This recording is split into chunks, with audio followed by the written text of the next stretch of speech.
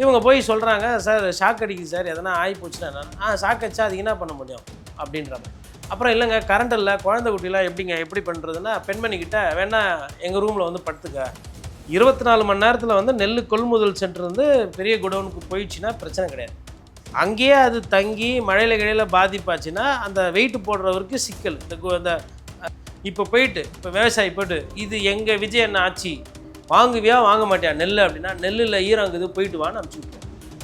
யாரும் ஒருத்தரும் போய் இது எங்கள் விஜய் ஆச்சு, நாங்கள் லஞ்சம் கொடுக்க முடியாது, நீ எத்து தான் ஆகணும் அப்படின்லாம் யாரும் அங்கே போராட்டம்லாம் பண்ணல. ஏன்னா இது அவங்க ஆட்சியாகவே அவங்க பார்க்கல.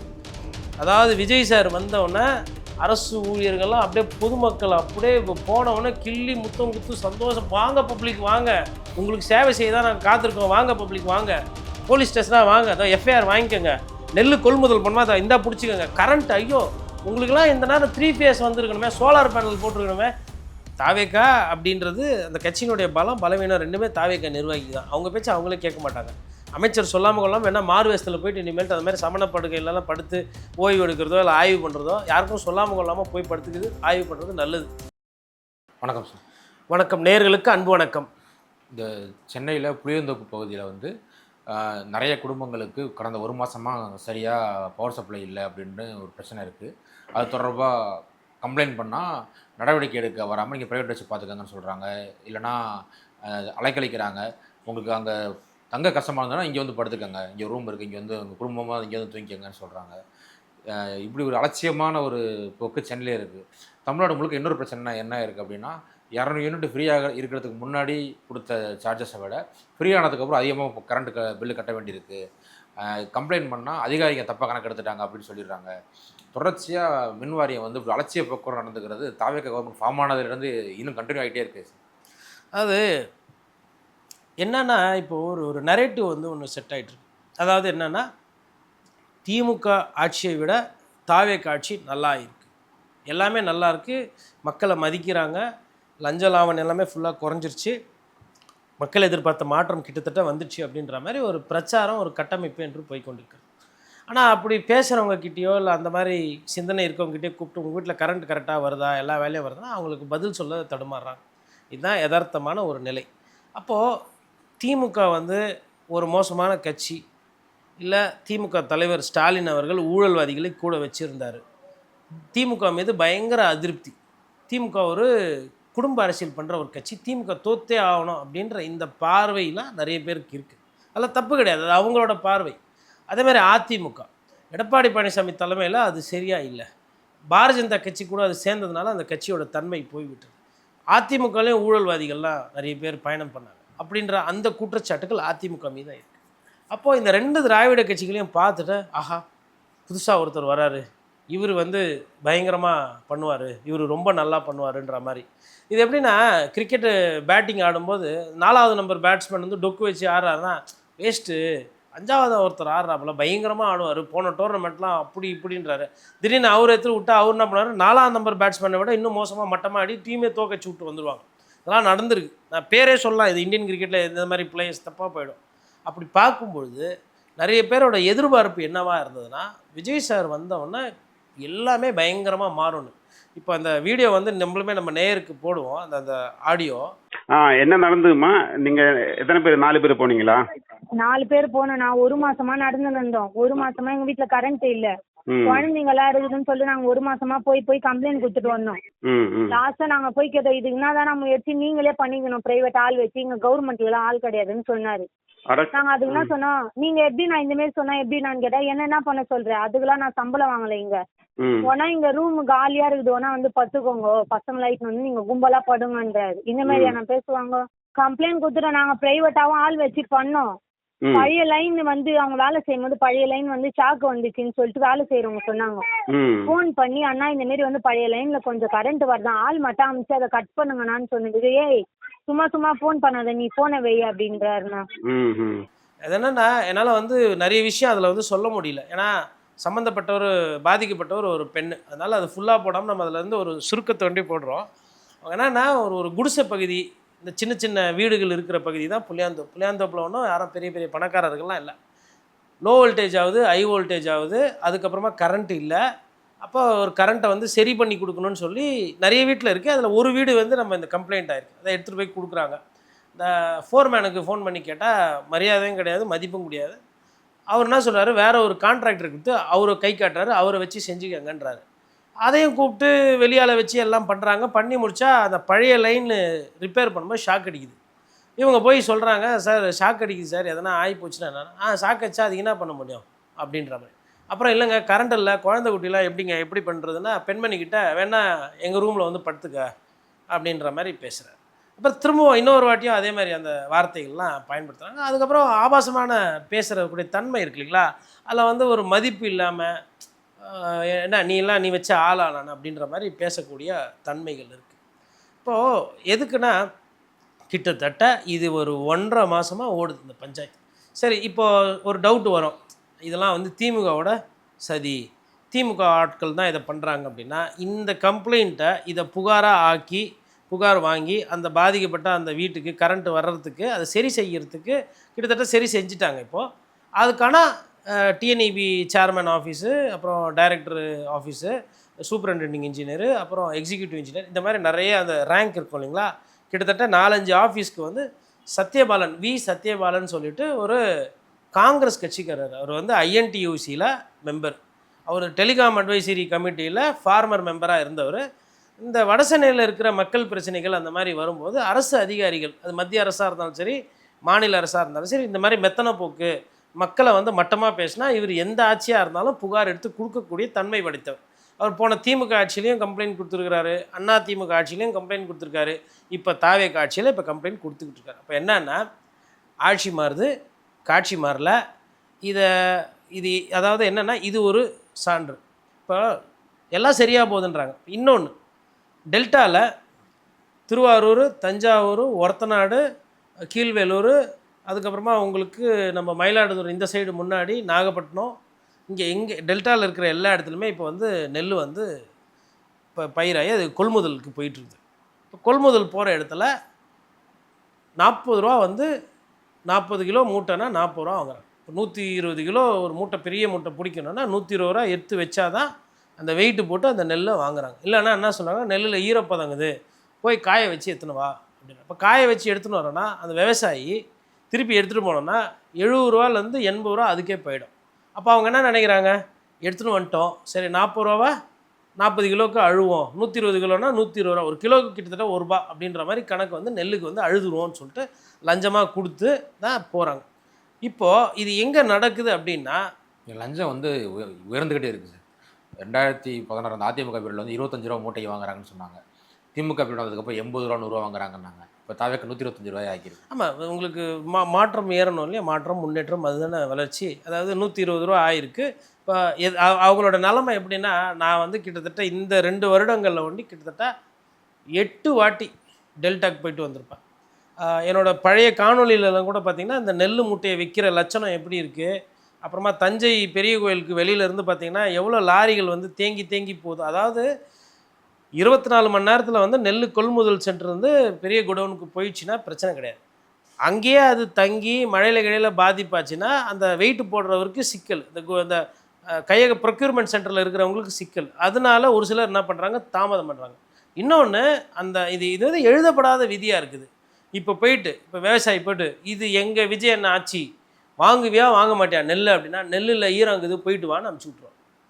யாரும் ஒருத்தரும் போய் இது எங்கள் விஜய் ஆட்சி, நாங்கள் லஞ்சம் கொடுக்க முடியாது, நீ எத்து தான் ஆகணும் அப்படின்லாம் யாரும் அங்கே போராட்டம்லாம் பண்ணல. ஏன்னா இது அவங்க ஆட்சியாகவே அவங்க பார்க்கல. விவசாயிகள் இது விஜய் அவர்களோட ஆட்சியாக விவசாயி ஆட்சியாக பார்க்கல. அதுக்கு சாட்சி இன்றைக்கி தினமலரில் இவ்வளோ பெரிய ஸ்டோரி வந்தது, தினமலர் பத்திரிகையில் இவ்வளோ பெரிய செய்தி வந்தது. ஒரு சில விஷயங்கள் நல்லா செஞ்சால் பாராட்டக்கூடிய தினமலர் தான் இதையும் வெளியிட்டு இருக்குது. நான் இதுக்கு முன்னாடி சொன்னேன் இல்லைங்களா, புளியாந்தோப்பு பிரச்சனை. இந்த புளியாந்தோப்பு பிரச்சனை டிடி நெக்ஸ்ட் பத்திரிகையில் வாசுதேவன் ஒரு ரிப்போர்ட்டர், சின்ன புது ரிப்போர்ட்டரு, அவர் அதை செய்தி வெளியிட்டிருக்காரு. அவங்க நாகரிகம் கருதி நிறைய விஷயங்கள் போடலை, பட் நம்மளும் அதே நாகரிகத்தை கருதி நானும் அதை ஒரு சில விஷயங்கள்லாம் வெளியிடல. இந்த பாதிக்கப்பட்ட பெண்மணி இன்றைக்கி வந்து பேசுகிறதுக்கு தயங்குறாங்க. அதாவதுங்க, வார்த்தைகள், ஒரு சில வார்த்தைகள் வந்து பார்த்து பயன்படுத்தணும். அதாவது விஜய் சார் வந்தவுடனே அரசு ஊழியர்கள்லாம் அப்படியே பொதுமக்கள் அப்படியே போனவுடனே கிள்ளி முத்தம் குத்து சந்தோஷம், வாங்க பப்ளிக் வாங்க, உங்களுக்கு சேவை செய்ய தான் நாங்கள் காத்திருக்கோம், வாங்க பப்ளிக் வாங்க, போலீஸ் ஸ்டேஷனாக வாங்க, அதோ எஃப்ஐஆர் வாங்கிக்கோங்க, நெல் கொள்முதல் பண்ணுமா அதை இந்தா பிடிச்சிக்கோங்க, கரண்ட் ஐயோ உங்களுக்குலாம் இந்த நேரம் 3 ஃபேஸ் வந்துருக்கணுமே, சோலார் பேனல் போட்டிருக்கணுமே, விஜய் அண்ணா ஆட்சியில் இப்படின்ற மாதிரி இருக்குது. அப்புறமா போன உடனே என்னங்க 150 ரூபா தான் குவாட்ரு, நீங்கள் எதுக்கு 160 ரூபா கொடுத்தீங்கன்னா 10 ரூபா பிடிங்க ஊருக்கா வாங்கி சாப்பிடுங்க அப்படின்னு வைன் ஷாப்லலாம் திருப்பி கொடுத்துட்றாங்க. இது மாதிரி ஒரு நரேட்டிவ் வந்து செட் பண்ணிட்டு இருக்காங்க. ஏன் அப்படின்னா தமிழக வெற்றி கழகம் வந்து ஒரு விஷயம், அதையும் நான் ஆணித்தனமாக சொல்லணும்னா, திமுகவிடவும் அதிமுகவோடும் உண்மையிலே ஊழலை ஒழிக்கிறதுக்கு ஒரு சில சமிக்கைகள் விஜய் வந்து வெளிப்படுத்துகிறார், முயற்சிகள் எடுக்கிறாரு. ஏழை பழைகளாக இருக்கிற அமைச்சர்களை போட்டிருக்கிறாரு, ரைட்டுங்களா? இது ஒரு சைடு இருக்குது. ஆனால் நீங்கள் ஊழல்வாதிகளை கூட வச்சிட்டு இருக்கிறனால உங்களோட அரசாங்கமும் உங்களோட அதிகாரிகள் உங்களோட எம்எல்ஏவே ஒரு சில பேர் அதை நம்பலை. சும்மா தமாஸ்க்கு சொல்கிறாரு விஜயண்ணா. அவரே வைகோ சாரை சேர்த்துக்கிறாரு, அண்ணன் திருமாவை சேர்த்துக்கினாரு, காங்கிரஸ் கட்சி சேர்த்துக்கினாரு, 2 விஜயபாஸ்கரை சேர்த்துக்கினாரு, அதிமுகவில் யார் யாரெல்லாம் ஊழல் பண்ணி குற்றச்சாட்டு காலம்னா எல்லாரையும் சேர்த்துக்கிறாரு. நம்மளை வண்டி பணம் பண்ண விட சொன்னால் என்ன அப்படின்ற மாதிரி உங்களோட ஆட்சியில் இருக்கிற அதிகாரிகளும் உங்களோட கட்சி நிர்வாகிகளும் நினைக்கிற காரணத்தினால தான் இந்த அவலெல்லாம் நினைக்குது. இது வந்து ஏதோ வந்து போய் புளியாந்தோப்பில் இருக்கிற பெண்மணிக்கிட்ட போய் சொல்லிடுதோ, அதே மாதிரி தமிழ்நாடு பூரா வீடியோ வருது. இப்போது என்னன்னா 200 யூனிட் ஃப்ரீ சொன்னாங்க, எங்கே போச்சுன்னே தெரில அப்படின்ற மாதிரி வருது. ஊழலுக்கு எதிரான கட்சி அப்படின்னு சொல்லிட்டு அடையாளப்படுத்திக்கிற தாவேக்காவில் அரசு வழக்கறிஞர் நியமனத்துக்கு லஞ்சம் வாங்குறாங்கன்ற விஷயத்தை அம்பலப்படுத்தின நிர்வாகியவே கட்சியை விட்டு நீக்கிட்டாங்க. எதுக்காக வந்து இல்லை நான் நடவடிக்கை எடுத்துட்டேன் அப்படின்னு சொல்லிட்டு நான் ஊழலுக்கு எதிரானவன்னு காட்டிக்காமல் கம்ப்ளைண்ட் பண்ணவங்களை நீக்கிட்டு நான் ஊழல் பண்ணுவோன்றதை வந்து மறைமுகமாக சொல்கிற மாதிரில இருக்கு சார். இல்லை அதுதான் இப்போது இது வந்து ஃபஸ்ட்டு டைம் கிடையாது. யாரெல்லாம் வந்து இப்போது ஒரு தாவேக்கா நிர்வாகி ஒருத்தர் சொன்னார், இன்னொரு எம்எல்ஏ வந்து ஓட்டுக்கு காசு கொடுத்தாரு, அதனால் அவர் ஜெயிச்சார், நான் வந்து சரியாக செலவு பண்ணல, நான் அதனால் ஜெயிக்க முடியல அப்படின்னு சொன்னார். அது வந்து அதுக்கப்புறம் அதை பற்றி பேசு பொருளே கிடையாது. இந்த குதிரை வேற விஷயங்களாக வந்த விஷயங்களை பற்றி பேசு பொருளே கிடையாது. ஊழலை ஒழிக்கிறோன்னு சொல்லிட்டு, அதுவும் குறிப்பாக சட்டத்துறையில் வந்து எப்பயுமே யாருமே தலையிட மாட்டாங்க. ஏன்னா சட்டத்துறைக்கு ஆஜராகிற வழக்கறிஞர்களோட அந்த வேலை பார்த்திங்கன்னா ரொம்ப கடுமையான வேலை. சட்டம் வந்து ஃபுல்லாக தெரிஞ்சிருக்கணும், அரசோட நிலை இருக்கணும், அரசை போய் தேவையெல்லாம் மாட்டிக்கி விட்டுரும். உதாரணத்துக்கு ஒரு சில தீர்ப்புலெல்லாம் பார்த்திங்கன்னா, தீர்ப்பு வந்து அரசுக்கு எதிராக இருந்தாலும் கூட, இல்லை அரசோட கொள்கைக்கு எதிராக ஒரு தீர்ப்பு வந்தாலும் அந்த கவர்மெண்ட் ப்ளீடரை வந்து ஒரு சில நேரத்தில் இல்லை அதுக்கு ஆஜரான வழக்கறிஞர்கள் எதிர்த்தரப்போ இல்லை ரெஸ்பாண்டன்ட் சைடோ இல்லை பெட்டிஷன் சைடோ பார்த்திங்கன்னா கோர்ட் வந்து அவங்கள பாராட்டும். இதுக்காக ஆஜரான வழக்கறிஞர்கள், இதுக்காக ஆஜரான அரசு தரப்பு வழக்கறிஞர், இதற்காக கோர்ட் நியமனம் பண்ண வழக்கறிஞர், இவர்களை இந்த கோர்ட் வந்து பாராட்டுதுன்னு ஒரு சில தீர்ப்பில் வந்து கடைசியில் வரும். அது என்ன அர்த்தம்னா, இது ஒரு சட்ட சிக்கலாகி போயிருக்கு, இது ஒரு பிரச்சனையாக இருக்குது. அப்போது வழக்கறிஞர்களாக நீங்களாம் உங்களோட கிளையண்ட்டு உங்களுக்கு, ஆனால் பொதுவில் இந்த கோர்ட் ஒரு நீதியை வழங்குறதுக்கு நீங்கள்லாம் உதவி பண்ணியிருக்கீங்கன்னு சொல்லி பாராட்டும். இப்போ இந்த மாதிரி 3 லட்சம் 5 லட்சம் 30 லட்சம் வாங்கின்னு போட்டால் இந்த மாதிரி வழக்கறிஞர்கள்லாம் நீதிமன்றம்லாம் பாராட்டுது, கூப்பிட்டு பெட்டிஷன் இதெல்லாம் ஒரு ரிப்ளையா, இதெல்லாம் ஒரு கவுண்டரான்னு சொல்லிட்டு கவுண்டரை வந்து முடிஞ்ச அளவுக்கு நிறைய கேஸ் வந்து டிஸ்மிஸ் ஆகிடும். அதாவது அரசே தோற்று போயிடும். நிறைய கேஸு அரசை எதிர்த்து போடுற கேஸ்லலாம் அரசு தோற்றுட்டு தனிப்பட்ட நபர்கள் ஜெயிக்கிற ஒரு தன்மையை தான் இது பண்ணும். அதாவதுங்க அவங்க சொல்கிறாங்க, அந்த அந்த வழக்கறிஞர் சொல்கிறாங்க, டிரான்ஸ்பரண்ட்டாக நடக்கலைன்னு ஒரு வாதத்தை சொல்கிறாங்க. அப்போ அந்த வழக்கறிஞர் டிரான்ஸ்பரண்ட்டாக நடக்கலைன்னா நீங்கள் என்ன பண்ணணும்? டிரான்ஸ்பரண்ட்டாக என்ன பண்ணணுன்றது பொது வெளியில் எடுத்து டிரான்ஸ்பரண்ட்டாக வெளியில் வரும். இவ்வளோ போஸ்ட் இருக்குது, இந்த துறையில் இவ்வளோ போஸ்ட், இதுக்கு இவ்வளோ நாங்கள் அப்ளை பண்ணுறோம். விளம்பரமாக கொடுத்தா பத்திரிகைக்கு விளம்பர காசு கொடுக்கணும். பத்திரிகை செய்தியாச்சும் எதனா வெளியிட்டிங்களா? என்ன நேர்மையை பற்றி நீங்கள் பேசுகிறீங்க? ஏன் ஒரு பத்திரிகை செய்தி வெளியிடுறதுல என்ன தப்பு? போட்டுட்டு ஒரு பேனல், அப்புறம் 6 மாதம் ஆகும்ன்றாங்க அதை ஃபில் பண்ணுறதுக்கு. அதுக்கப்புறம் அவங்க சரியில்லைன்னா 6 மாதம் கழிச்சு மாற்றிடுவாங்களாம். 6 மாதம் வரலன்னா கோர்ட்டு கேஸுலாம் டிலே ஆகிட்டே இருக்குமா? ஆல்ரெடி சிட்டி சிவில் கோர்ட்லலாம் வந்து நிறைய கேஸஸ்லாம் இருக்குது. ஸ்மால் காசஸ் கோர்ட்டு செஷன்ஸ்லலாம் எக்கச்சக்கமான கேஸ் பெண்டிங்கில் இருக்குது. எல்லாத்தையும் கீழே சரி பண்ணலன்னா எல்லாமே என்ன ஆகும்? பழைய மேலே போக ஹைகோர்ட்டுக்கு தான் ப்ரெஷர் வரும். அப்போது புரியல, இதெல்லாம் வந்து இந்த நேரம் வந்து போட்டு முடிச்சிருக்கும். 60 நாள் ஏங்க, ஏன்னா இப்போ தான் அவங்க வழக்கறிஞர் படித்து பிஏபிஎல் முடித்து அதுக்கப்புறம் அவங்க ப்ராக்டிஸ் பண்ணி பார் கவுன்சிலில் என்ரோல்மெண்ட் பண்ணி அட்வொகேட்டு எக்ஸாம் எழுதி வர போகிறாங்களா? நேஷ்னல் லா எக்ஸாம் எழுதி ஆல்ரெடி படித்து முடித்து என்ரோல்மெண்ட் ஆகி பார் கவுன்சிலில் ப்ராக்டிஸ் பண்ணிவிட்டு தெரியும் இவர் இந்த கோர்ட்டில் இந்த கேசஸில் இவர் கெட்டிக்காரரு, இது ரெஜிஸ்ட்ரேஷன் ஆக்ட் சம்மந்தமானதில் இவர் சூப்பர், இவர் டாப்பு, ட்ரான்ஸ்ஃபர் ஆஃப் ப்ராப்பர்ட்டியில் இவர் வந்து இந்து ஹெச்ஆர்என்சி ஆக்ட்டு, அது அந்த டெனன்சி அந்த மாதிரி விஷயங்களில் இவர் டாப், இவர் வந்து ஜிஎஸ்டி டாக்ஸேஷனில் இவர் டாப்பு. இவர் எடுத்திங்கன்னா கான்ஸ்டியூஷன் ரிட்டில் வந்து இவர் அருமையாக இருப்பார். இவரை வந்து நம்ம வந்து ஏஜி ஆஃபீஸோடவோ இல்லை ஏஜியாவோ அந்த மாதிரி நியமனம் அப்படியே தெரியும். இவர் எடுத்தால் எலெக்ஷன் கமிஷன் சம்மந்தமான கேசஸ், ஸ்டேட் எலெக்ஷன் கமிஷனோ இல்லை எலெக்ஷன் கமிஷன் ஆஃப் இந்தியா, இது மாதிரி விஷயங்களை இவர் நல்லா பார்ப்பார். இது பார்த்து ஐடென்டிஃபை பண்ணி வேலைக்கு எடுக்க முடியாதா? அதாவது இதெல்லாம் எப்படின்னா வந்து நிறைய டெம்பரரி போஸ்ட் 5 வருஷம் இருக்கும், இல்லை 1 வருஷம் 2 வருஷம் இருக்கும், அதுக்கப்புறம் அந்த துறைக்கு வேணான்னா மாற்றிக்கிடுவாங்க. இதுக்கு 6 மாதம். அப்போ நீங்கள் என்ன வேகத்தில் அரசாங்கம் செயல்படுது தெரியுதா? அதான் அவங்க பிரச்சனை. இப்போ அமைச்சர் ராஜ்மோகன் வந்து மதுரையில் சமணர் படுகையில் வந்து படுத்துக்கிட்டுலாம் ஆய்வு பண்ணியிருக்காரு. தன் துறையை கரெக்டாக வச்சுக்கணும் அப்படின்னு சொல்லிட்டு ரொம்ப டிசிப்ளினாக ஒர்க் பண்ணக்கூடிய அமைச்சர்னு பல பேர் நீங்களும் கூட பாராட்டியிருக்கீங்க அவரோட செயல்பாடுகளை. ஆனால் அதே நேரத்தில் தடை செய்யப்பட்ட ட்ரோன் பறக்கிறதுக்கு அனுமதி இல்லாத இடத்துல ரிலீஸ் எடுக்கிறதுக்காக ட்ரோன் பறக்க விட்டுருக்காங்க தாவேக நிர்வாகிகள். அமைச்சர் பேரை கெடுக்கிறதுக்காகவே வேலை கூடியே இருக்காங்களா தாவேக்காரங்க அப்படின்னு ஒரு சர்ச்சை உருவாயிருக்கு. இல்லைங்க, ராஜ்மோகனுக்கு வந்து பாவம் ஒன்றும் பெரிய ராஜா வீட்டு கண்ணுக்குட்டிலாம் இல்லை அவர், ஓகேங்களா? அவர் வந்து கொஞ்சம் அதிகமாக இந்த ரீல்ஸ் மோகம், அவர் வந்து ஒரு பேச்சாளர், அடிப்படையில் பட்டிமன்ற பேச்சாளர், நகைச்சுவையாக பேசக்கூடியவர். அவரோட பலம் அதுதான். அது வந்து என்ன ஆகிப்போச்சுன்னா இப்போ ஓவர் யூஸ் ஆகிப்போச்சு. இப்போது போய் படுக்கையில் படுத்து பார்த்து அது எப்படி இருக்குது என்ன ஏதுன்றது ஆய்வு ஒரு ஆர்வத்தில் கூட பண்ணியிருப்பார். பட் ஆனால் அதில் ட்ரோன்ஸ் போட்டு இன்றைக்கி வந்து அதாவது ஒரே ஒருத்தருக்கு தான் அந்த பதவி, அந்த இதெல்லாம் செட் ஆகும். அமைச்சர் கீர்த்தனாக்கு தான் அது செட் ஆகும். நீங்கள்லாம் போட்டிங்கன்னா அது அந்தளவுக்கு உங்களுக்கு வந்து செட் ஆகாது. அது என்ன காரணம் தெரில. ராஜ்மோகன் இந்த மாதிரி சர்ச்சையில் எதனா ஒன்று போய் சிக்கிக்கிறாரு, அவராக சிக்கிக்கிறாரு. இல்லை அவர் அமைதியாக இருந்தால் கூட ஸ்கூலுக்குள்ளே யாருனா போய் எதனா ஒன்று பண்ணி விட்டுறாங்க. இப்போ அவர் ஆர்கியாலஜிக்கு போனால் கூட வேறு யாருனா அங்கே ட்ரோனை இப்போ அவரே பறக்க விட்டா சொல்கிறதா இல்லை வேறு யாருனா பறக்க விட்டுருக்காங்களா? தாவேக்கா நிர்வாகிகள் வந்து ரிலீஸ் எடுத்திருக்காங்க. அப்போ அது ஒன்றும் பண்ண முடியாது. தாவேக்கா அப்படின்றது அந்த கட்சியினுடைய பலவீனம் ரெண்டுமே தாவேக்கா நிர்வாகி தான். அவங்க பேச்சு அவங்களே கேட்க மாட்டாங்க. அமைச்சர் சொல்லாமல் கொள்ளாமல் வேணால் மார்வேஸ்தில் போயிட்டு இனிமேல்ட்டு அது மாதிரி சமண படுக்கையிலலாம் படுத்து ஓய்வு எடுக்கிறதோ இல்லை ஆய்வு பண்ணுறதோ யாருக்கும் சொல்லாமல் கொள்ளாமல் போய் படுத்துக்குது ஆய்வு பண்ணுறது நல்லது. இனிமேல் பள்ளிக்கூடத்துக்கு கூட சரி, ராஜ்மோகன் போகும்போது சொல்லாமல் போகிறது தான் நல்லது. அதேமாதிரி மற்றவங்கள அதாவது தாவேக்கா நிர்வாகியாவோ இல்லை தாவேக்கா அமைச்சராக இருக்கிறது எவ்வளோ சிக்கல்னு ஒரு தாவேக்கா அமைச்சருக்கு தான் தெரியும். நம்ம பார்ப்போம் வெளியிலேருந்து அவங்க நான் சம்டைம்ஸு அத்தாடி யார் வம்பு தும்புக்கும் நம்ம போகல, நம்ம மேலே இந்த மாதிரி ஆகுது, இதே விஷயத்தோட என்னை எந்த பத்திரிகையாளரும் பார்க்காம பொதுமக்கள்கிட்ட எனக்கு வந்து பிரச்சனை வராமல் என்னை எப்படினாச்சும் அமைச்சராகவே இருக்க வைன்ற மாதிரி அவங்க நிலமை போகுது ஒவ்வொன்றும். அதாவது ஒரு சிலர் பெரிய சர்ச்சையில் மாட்டுறாங்க, ஒரு சிலர் இந்த மாதிரி சின்ன சின்ன விஷயங்கள் யாரே எதிர்பார்க்கலன்னா கூட மாட்டி விட்டுறாங்க. இல்லை அது இங்கே விஜய் அண்ணா நாங்கள் அப்படி தான் பண்ணுவோம். ஏன்னா தலைவர் அதை என்றைக்குமே கட்டுப்படுத்தலை. இப்போ அமைச்சர்களை கூப்பிட்டு இவர் சொல்கிறார்ல, அவர் எதனா எங்கன்னா இப்போது நேஷ்னல் அவார்டு வாங்குகிற அவருக்கு பழக்கமானவங்க இல்லை பழக்கம் இல்லாத நடிகர்களுக்கு ட்வீட்டு போகிறாரா பாராட்டி? அப்போது அவர் இன்னமும் அவரை வந்து ஒரு சினிமா நடிகராக தான் அவர் அடையாளப்படுத்திக்கிறார். பள்ளிக்கூடத்தில் பாட்டு போட்டு ரீல்ஸு போட்டு டான்ஸ் ஆடிட்டு இருக்கான், குத்தாட்டம் போட்டுக்கிட்டு கூத்தாடி பாடல்கள்லாம் போட்டுக்கிட்டு இருக்குது, ஓகேங்களா? இடவடமான பாட்டெலாம் போதான் ஸ்கூலில்.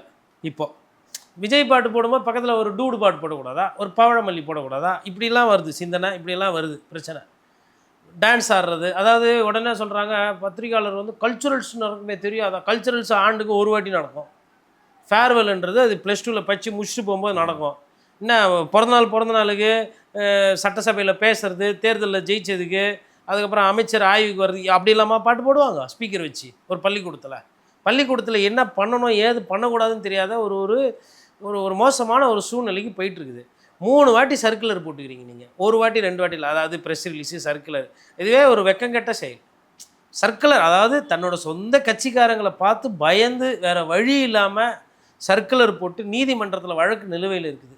அப்படி இருக்கிற சூழ்நிலையில் கூட அவர் தானே அதை உருவாக்கி விட்டார் அந்த கலாச்சாரத்தை. அப்போ அவர் தானே அந்த கலாச்சாரத்தை நிறுத்தணும். அப்போ அவர் என்ன பண்ணணும்? ஒரு அறிக்கை இல்லை ஒரு வீடியோ, ஒரு நிமிஷம் வீடியோ, நண்பா நண்பீஸ் வணக்கம், நம்ம வந்து குட்டீஸோட ஓட்டு நமக்கு தேவை, குட்டீஸ் 15 18 ஆனால் அவங்க ஓட்டு நமக்கு தேவை. அதுக்காக நீங்கள் இந்த ஸ்கூலாக போய் இந்த பிரச்சாரம் பண்ணுறது, இந்த விஜய் அண்ணா பாட்டு போடுறது, விஜய் மாமா பற்றி பேசுகிறது, இதெல்லாம் வந்து பண்ணாதீங்க.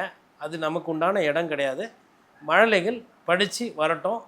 அந்த குழந்தைங்க எப்படியா இருந்தாலும் டிவி பார்க்கும்போது நம்ம கூட இன்றைக்கி சண்டை போட்டு முன்னாடி சண்டையில் இருந்தாத நிறுவனங்கள்லாம் இருக்குது, நம்மளை வச்சு படம் எடுத்தவங்க, அவங்களாம் அந்த டிவியில் அந்த படம் போட போகிறாங்க.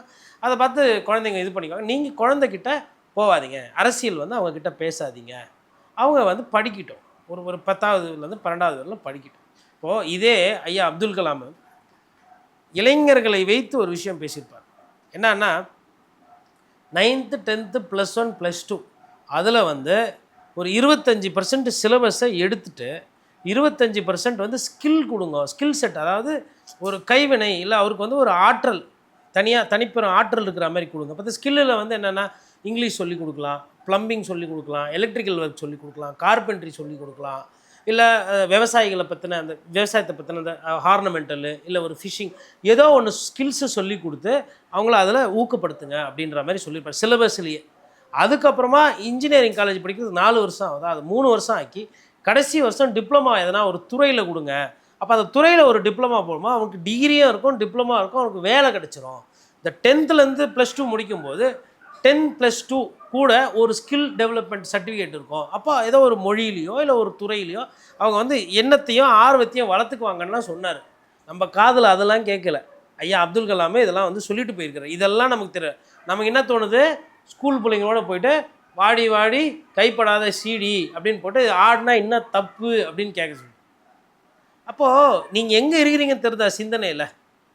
அப்போது ஒரு அரசியல்வாதிகளுக்கு கல்வியாளர்கள், நல்ல கல்வியாளர்கள் என்ன கருத்து சொல்லியிருக்கிறாங்க, அரசியல் தாண்டி அறிவாளிகள் இல்லை அறிவியல் வல்லுநர்கள் என்ன சொல்லியிருக்கிறாங்க, அதை எப்படி எடுத்துகிட்டு போனோம் பள்ளிக்கூடத்துனா அது பண்ணுறது கிடையாது.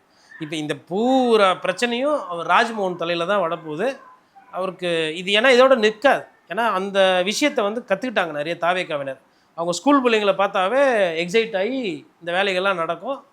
இயற்கையை தான் பார்த்து காப்பாற்றணும். விளாத்திக்குளம் திமுக எம்எல்ஏ வந்து காலையில் போய் கைது பண்ணியிருக்காங்க, அவதூறாக பேசிட்டார் அப்படின்னு.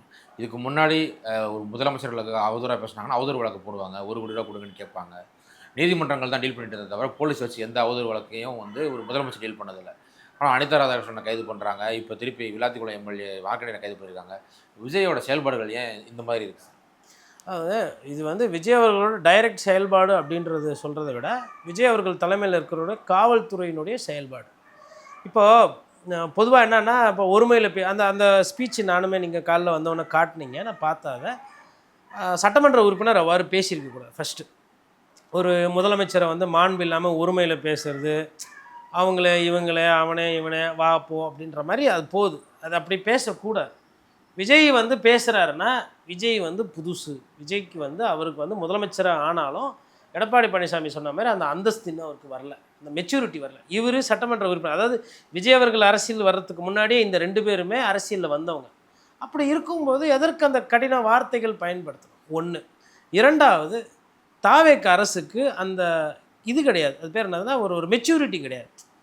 இப்போது அண்ணா அவர்களை பேசாத பேச்சா, இல்லை ஐயா காமராஜரை பண்ணாத விமர்சனமா? ஆனால் இந்த மாதிரி ரொம்ப அந்த எதிர்க்கட்சிகளை முடக்கிறது, கைது பண்ணுற விஷயத்துக்கு போகல.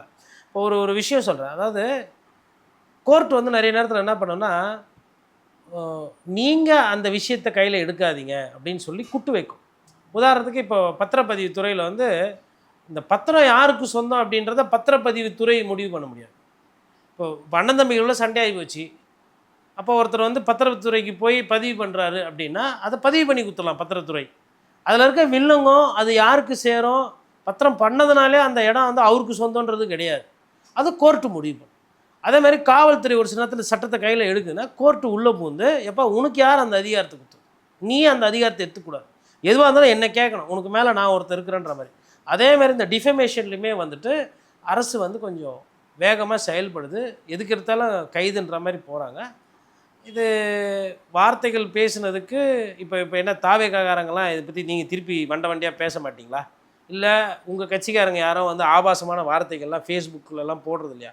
என்ன வார்த்தைகள் அதெல்லாம் கொஞ்சம் பாருங்கள். காவல்துறை நான் என்ன சொல்கிறேன்னா, கைதெல்லாம் போய் பண்ணுங்கள், அது தப்பு இல்லை. நான் அதை வந்து கைது பண்ணது தப்பு ரைட்டு அதுக்குள்ளே போகல. இது வந்து ஒரு தவறான எடுத்துக்காட்டு, சட்டமன்ற உறுப்பினர் பார்வையிலே ஒரு தவறான எடுத்துக்காட்டு. அரசு இந்த மாதிரி விஷயத்துக்கு கைது செய்கிறோம். அவர் என்ன சொல்கிறார், நீ சட்டமன்றம் வா அப்புறம் இருக்குது உனக்குன்ற மாதிரி பேசுகிறாரு. இந்த வார்த்தைகளை நான் திரும்பி பயன்படுத்த விரும்பலை. யாருமே கண்ணியக்குறைவாக பேசினா அது எந்த கட்சியாக இருந்தாலும் அது ஏற்புடையது அல்ல. அந்த வகையில் திமுக எம்எல்ஏ அவர் அப்படி பேசியிருக்கக்கூடாது. இன்னொன்றுங்க, நீங்கள் அரசியலோட தன்மை வந்து மகா மோசமாக மட்டமாக போகுது. ஒரு முதலமைச்சரே வந்து கொத்து பரோட்டான்னு பேசுகிறாரு. இப்போ முதலமைச்சர் கொத்து பரோட்டா நான் 5 நிமிஷம் பேசுறதுக்கே செஞ்சுட்டாங்கல்ல, அதுக்கப்புறம் காணோம், கிண்டல் பண்ணுறது, நக்கல் பண்ணுறது, பாட்டு பாடுறது, ஊக்காம ஓடு ஓடு ஓடு ஓடு. இப்போ நான் என்ன கேட்குறேன்னா, அது ஆபாசம், இது அசிங்கம். எம்எல்ஏ பேசுகிறது ஆபாசம், இது அசிங்கம், அருவருப்பு. இது இப்போ என்ன எடுத்துக்காட்டு நீங்கள்லாம் காட்டுறீங்க பொதுமக்களுக்கு, பார்க்குறவங்களுக்கு என்ன எடுத்துக்காட்டு காட்டுறீங்க? அப்படி பார்க்கும்போது அந்த அரசியலோட தன்மை மோசமாக போகுது. இப்போ இது அங்கே இருக்கிற போலீஸ்க்கு தான் பிரச்சனை. விளாத்திக்குளம் போலீஸ்க்கு இது ஒரு தலைவலி. எம்எல்ஏ பிடிச்சா ஒரு 50 திமுக காரங்க வருவாங்க. அதிமுக அதை எப்படி விமர்சனம் பண்ணுதா, என்ன இது பண்ண போது பார்க்கணும். வழக்கறிஞர்கள் வருவாங்க. மேஜிஸ்ட்ரேட்டுக்கு முன்னாடி போகிறதுல இருந்து ஸ்டேஷன் பெயிலில் விட்றாங்களா, இல்லை அது தூக்கி அவரை உள்ளே வைக்கிறாங்களா, என்ன தெரியல. இந்த மாதிரி விமர்சனங்கள்லாம் தவிர்த்துட்டு ஊழல் மக்கள் பிரச்சனை நிறைய வருது. அதை எடுத்து எதிர்கட்சிகள் பேசுகிறது தான் மக்களுக்கு செய்கிற நன்மையாக இருக்குமே தவிர்த்து ஒரு அரசியல்வாதி. இப்போ நம்ம கூட ஊடகத்தில் பேசும்போது ஒரு சிலர் என்ன பண்ணுறாங்கன்னா, அதாவது இப்போ நம்மளை வந்து புத்திசாலி இவர், அப்படியே பயங்கர இவர் அறிவாளி, அப்படி இப்படின்னு நம்மளை மட்டம் தட்டுட்டு, நான் வந்து பேசுகிற யாரையுமே வந்து மட்டம் தட்டுறது கிடையாது. கூட பேசுறது என்னன்னா, இப்போ ஸ்டாலின் கெட்டவர், ஸ்டாலின் ஊழல்வாதி சொல்லிக்கோ, எனக்கு என்ன பிரச்சனை. எடப்பாடி பழனிசாமி மோசமான மனிதர், ஊழல்வாதி சொல்லிக்கோ, எனக்கு என்ன பிரச்சனை. மோடியை வேணா பாராட்டிக்கங்க, இல்லை திட்டிக்கங்க. நம்ம முதலமைச்சராக இருக்கிற விஜய் அவர்கள் கேள்வி கேட்டால் அவங்கள சொன்னால் நம்ம எதுவும் ரியாக்ட் பண்ணுறதில்ல, எனக்கு பிரச்சனையே கிடையாது, பத்திரிகையாளராக நான் வேடிக்கை பார்க்க போகிறேன். அப்படி இருக்கும்போது என்ன பண்ணுறாங்கன்னா, தனிப்பட்ட முறையில் அவங்கள வன்மத்தை கக்கி திட்டுறது, நீ வா போ, இப்படி இப்படி பேசுறது. இப்போ இந்த அரசியல் தன்மை என்பது மிக மோசமாக கண்ணியக்குறைவாக போயிட்டு. அதனால் இதை வந்து திமுகவில் இருக்கக்கூடிய தலைமையும் இதை கவனிக்கணும். ஸ்டாலின் அவர்கள் ஊருக்கு திரும்பி வந்துட்டார், அவர் கூப்பிட்டு சொல்லணும் கட்சிக்காரங்கிட்ட, எம்எல்ஏக்கெல்லாம் இப்படிலாம் பேசாதீங்க, அவங்க பேசுவாங்க, உங்களுக்குன்னு ஒரு தரம் இருக்குதுன்னா அதை ஏன் குறைச்சிக்கிறீங்கன்னு சொல்லணும். அதனால் இந்த மாதிரி அதே மாதிரி விஜய் அவர்களுக்கு ஆலோசகர்கள் இருக்கிறாங்களா எனக்கு தெரியல. யாருன்னா இருந்தாங்கன்னா, சார் கொஞ்சம் முதலமைச்சராக கொஞ்சம் டீசெண்டாக பேசுங்க சட்டமன்றத்தில், வாதத்துக்கு வாதம் புள்ளி விவரம், அது வந்து மார்க்கெட்டு கிடையாது, இல்லை டீ கடை கிடையாது உட்காந்துட்டு கேஷுவலாக பேசுகிறதுக்கு, அது கொஞ்சம் யாருன்னா ஒருத்தர் சொல்லணும். ஏன்னா யாருன்னா ஒருத்தர் ஆரம்பிக்கணும். இது என்ன ஆகுதுன்னா, இப்படியே போனால் ஊருக்கு ஊர் ஒரு மாதிரி மட்டமாக மலிவாக எல்லாரும் பேச ஆரம்பிச்சிடும். அது நல்லது இருக்காது இல்லையா. அப்புறம் அரசியல் பேச்சுக்கும் நாகரிகம் இல்லாமல் நான்தாந்தரமாக ஒரு டீ கடையில் இல்லை வந்து ரோட்டில் நம்ம சண்டையில் பேசுகிற பேச்சுக்கும் என்ன வித்தியாசம் இருக்குது? இப்போ அதை எப்படி வித்தியாசப்படுத்துறது? இப்போ நம்ம பேசுகிறது வந்து ஒரு கவிதை ஆகாதுல்ல. கவிதைனா அதுக்குன்னு ஒரு நடை இருக்குது, இலக்கியம்னா அதுக்குன்னு ஒரு நடை இருக்குது. நம்ம அன்றாடம் பேசுகிற மாதிரி உட்காந்து பேச முடியாது. இப்போ அரசியல் வார்த்தைகள், அரசியல் பயன்பாடு, மக்கள் தேவை, மக்களோட பிரச்சனைகள் பற்றி பேசுகிறதுக்கு ஒரு நடைமுறை இருக்குது. அந்த நடைமுறையில் எல்லாரும் நின்றுட்டு போயிட்டா அது பிரச்சனை இல்லை, கண்ணியமாக போகும், சொல்லாடல்கள் கம்மியாகவும் தீர்வுகள் அதிகமாகும். இங்கே என்னன்னா மோசமான சொல்லாடல்கள் அதிகமாகவும் தீர்வுகளே இல்லாத ஒரு தன்மைக்கு போகும். இந்த லஞ்சம் வாங்கினதை குறித்து தகவல் கொடுத்தாங்க அப்படின்னா அங்கே சன்மானம் தருவாங்கன்ற தகவல் வந்து ஒரு ஃபேக்கான நியூஸ் அப்படின்றது ஆர்டிஐ மூலமாக தெரிய வந்திருக்கு. இந்த ஆர்டிஐ போட்டு தரலை அப்படின்னா நிறைய பேர் வந்து லஞ்சம் வாங்குறதை பற்றி ஃபோன் பண்ணி சொல்லிட்டு நம்ம காசு வர நினச்சிட்டு இருப்பாங்க, போட்டு கொடுத்துறியான்னு அவங்களே நெருக்கடிக்கு உள்ளாக்கக்கூடிய சூழல் கூட உருவாயிருக்கலாம்.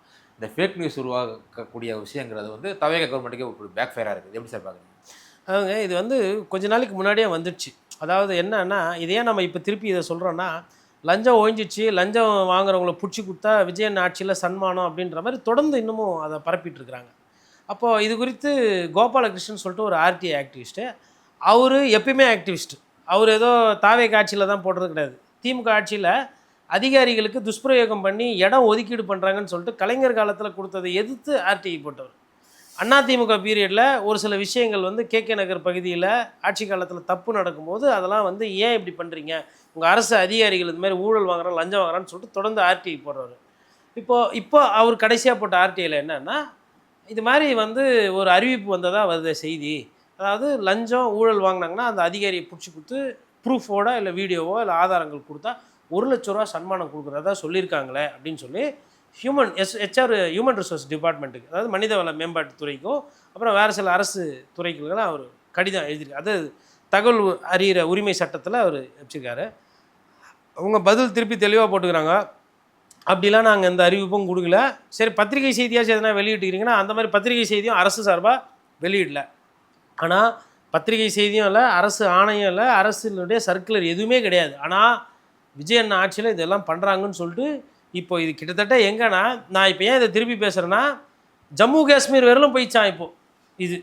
இப்போ இந்த ஹோட்டலெல்லாம் நட்சத்திர ஹோட்டலெல்லாம் வெளியூர்லேருந்து வேலை செய்வாங்க இல்லைங்களா, வந்து இப்போ பார்டரில் அங்கேருந்து அந்த மாதிரி வரவங்கலாம் பேசிக்கிறாங்களா, கேரளாவில் இருந்து மலையாளி நண்பர்கள் இங்கே வந்து வேலை செய்கிறவங்களாம் இதை பற்றி. அப்போ என்னென்னா அந்தந்த பாஷையில் மொழியாக்கம் பண்ணி இந்த மாதிரி கார்டு வச்சு விட்டுன்னு இருக்கிறாங்க.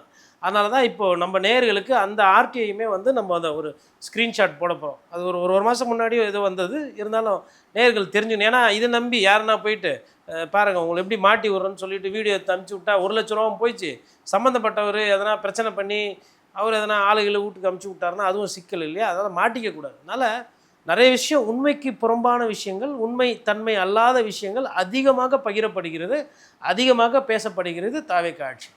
பல்வேறு விஷயங்களை பகிர்ந்ததுக்கு நன்றி சார். நன்றி.